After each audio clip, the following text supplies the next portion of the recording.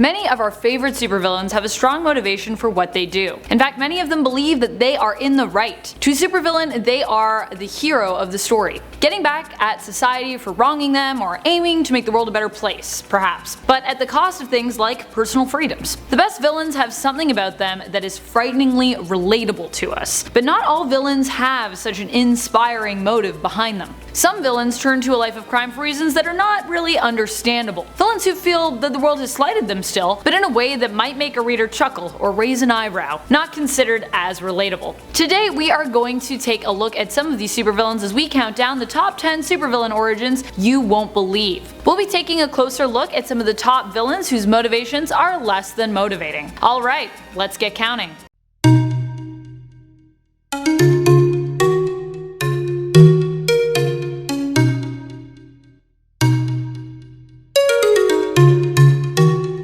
Number 10. Plant Man. Granted, there are two different versions of Plant Man in Marvel Comics, but for our purpose, I would like to talk about Samuel Smithers, a man who worked for years with a botanist and was working on perfecting a plant ray that would allow him to increase the IQ of plants, which he believed to be capable of intelligence. Sure, why not? After the botanist he was studying under died, he moved to the US from the UK, but was unqualified in terms of his schooling to find a job where he could continue his research. Instead, he worked as a gardener, but instead of doing his job of tending to the plants and cutting the grass, he spent more time working on his invention, causing him to get fired. Fortunately, a bolt of lightning struck his device, and apparently that was all it needed to become fully functional. Smithers now realized that he could not only increase the plant's IQ, but command them with his ray. Does he want world domination to prove to the world his brilliance and terrorize them with his finished invention? Nope, he just wants to get revenge for getting fired. Even Paul, the new Plant Man's motivation for villainy, is pretty ridiculous. He turned to a life of crime so he could make more than minimum wage after being caught stealing variant covers in the comic book store where he worked. Pretty lame. Although some of those variant covers are really nice, so I kind of get it. Number 9. Sports Master. Lawrence Crusher Kroc was one of the worst sportsmen to play any sport, and he reportedly played them all. But he was also the dirtiest player around. He cheated in every sport and became barred from all of them. Infuriated, he decided to turn to a life of crime, despite the fact that he was still a trained athlete, so he could have become like a coach, possibly a fitness model. But no, crime was the only path for the Crusher. Oddly enough, in the comic where he was introduced, All-American Comics Volume 1, Issue 85, Green Lantern is also keeping up with his career and sports, apparently. Sure, why not? Sportsmaster's master plan is to set up a polo match, where they will put all of the audience to sleep and rob them, but Green Lantern attends and handily foils it. Oh yeah, did I mention he usually just fights with sports equipment? Number 8. Lenny Luthor. In the film Superman 4: The Quest for Peace, Lex has a nephew who helps him escape from his prison sentence while he's working on a road gang. His motivation in the film seems somewhat unclear, appearing to be a villain simply due to the fact that he is related to one without any specific reason for wanting to defeat Superman. Perhaps it is because Lex is the only one who will put up with him because he's super annoying, or he's just doing it for an inheritance? But just because you're related to a villain doesn't mean you have to become their villainous sidekick. I guess this is based around the old adage, like uncle, like nephew. That's an adage, right? Number 7. Yon-Rogg. In the MCU film Captain Marvel, Yon-Rogg is painted as a villain whose motive is to recover and preserve Kree technology that could be used in a war against the Skrulls. His comic book counterpart does not have such a patriotic motivation, unfortunately. Yon-Rogg is a colonel who admittedly is painted as a villain when we meet him in Marvel Superheroes Volume 1, Issue 12, when he orders Captain Mar-Vell to go down to Earth's surface alone as the Kree spaceship arrives at planet Earth. This is apparently against all standard protocol, but this act, as well as all of his villainous acts, stems from the fact that he is jealous of the captain, who has love of the ship's lovely medic, Una. The crazy thing about this origin story and motivation is that this feud between Yon-Rogg and Mar-Vell continues even after Una dies in the comic. At that point, Yon-Rogg just seems to hate Mar-Vell just for, I guess, thwarting him? Number 6. Calendar Man. This Batman villain was first introduced in Detective Comics Volume 1, Issue 259. Where did he come from? Why did he commit the crimes he did? None of these questions are ever really fully answered in that comic, but it looks like he did it because he could? Later incarnations of the Calendar Man are presented as a man obsessed with the calendar and dates. In his original appearance, he was a traveling magician from India who was in town for 5 days and decided to challenge Batman, performing 5 crimes in the 5 days he was there to prove that Batman couldn't catch him. He almost got away with it too, but Batman noticed in the newspaper that there was an announcement about the magician's shows and that he would be there for 5 days. The same 5 days that the crimes seemed to be committed on. The clue he gave Batman was that he was basing his crimes on the 5 seasons. Being from India, the 5th season was supposed to be a reference to the monsoon or rainy season, which Batman and Robin took a really long time to figure out. The real mystery here is why a successful magician felt it necessary to goad Batman into capturing him, and why he turned to a life of crime in the first place. Like, if you're a successful magician, maybe just stick with that.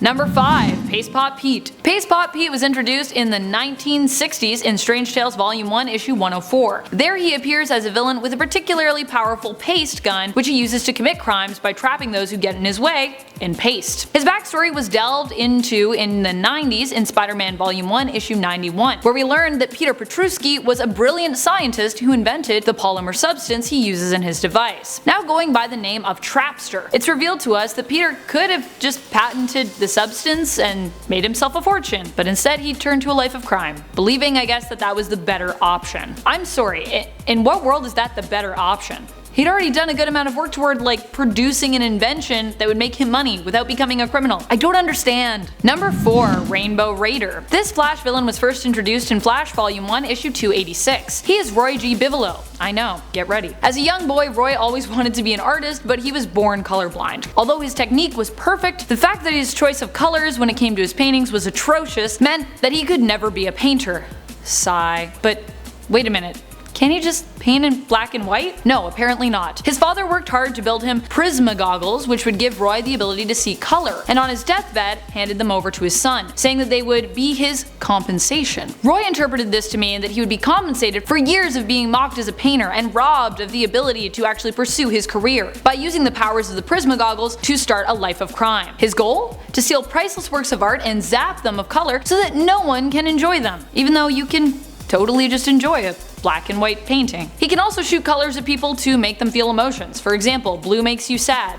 Cause yeah, that's how color rays work, apparently. Number 3. White Rabbit. Lorna Dodson first appears in Marvel Team-Ups Volume 1, Issue 131, featuring a team-up between Spider-Man and Frogman that is kind of adorable. When she was a young girl, she was raised as a proper lady, and to escape her strict and boring upbringing, she turned to books. How appropriate, considering us readers often escape in our own way through reading comics. That's where the comparison and relatability might end with Dodson, though. She became obsessed with Alice in Wonderland throughout her childhood, and even in the lap of luxury, she was never quite happy. She was married off at a young age to a very old man who later died and left her a fortune. She could have done anything she wanted with this fortune, but the thing she wanted most was to become an Alice in Wonderland themed criminal.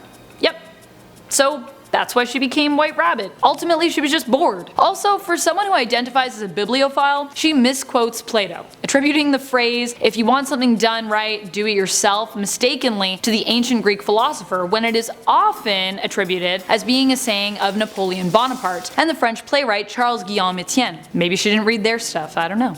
Number 2. Film Freak. Burt Weston was a struggling actor who faked his death to try and gain some attention when he came back from the dead, and revealed that he'd survived. The only issue is that no one noticed he had died. Sad. No one in the public eye seemed to mourn him or care. As a result, Burt Weston stayed dead and Film Freak was born, a villain who quoted movies. Burt had always been obsessed with the villain roles, considering them meteor parts, so he decided to act out his fantasy of being a criminal by actually pursuing a life of crime. So, you know, he can get some notoriety and possibly an award-winning film role, proving his abilities by adopting the mantles of famous movie villains like Norman Bates from Psycho. At least that was his original origin story. I don't make this stuff up. Number 1. Codpiece. This backstory is about, well, just what you think it's about. When Codpiece was a teenager in high school, he was turned down for a date because he was not big enough. The girl in school meant that he was not tall enough, of course, but he interpreted it in a different way. All throughout his life, he attributed all his failed romances to this one singular problem. What is a guy to do? Well, turn to a life of crime, I guess. He built himself a giant utility codpiece and attempted to use it to rob a bank in Doom Patrol Volume 2, Issue 70, but was stopped by Coagula, who dissolved his codpiece. No Codmobile for him, I suppose. Thank you so much for watching, Nerd Squad. I hope some of the motivations on this list made you laugh a little. I love villains that have outlandish origins origins and motives. They are not only entertaining, but show us how something that may seem insignificant or small to an observer can mean the world to those who are personally encountering that perceived small experience. Who are some of your favorite supervillains? What are your favorite motivations for becoming a supervillain in comics? Which supervillains with ridiculous origins do you think should have made our cut but didn't? Let us know in the comments below. And while you're on your way down there, remember to like, subscribe, and ring our bell if you love supervillains as much as we do. Till next time, this has been Top 10 Nerd, and I'm your host Amanda McKnight, reminding you to stay nerdy, YouTube.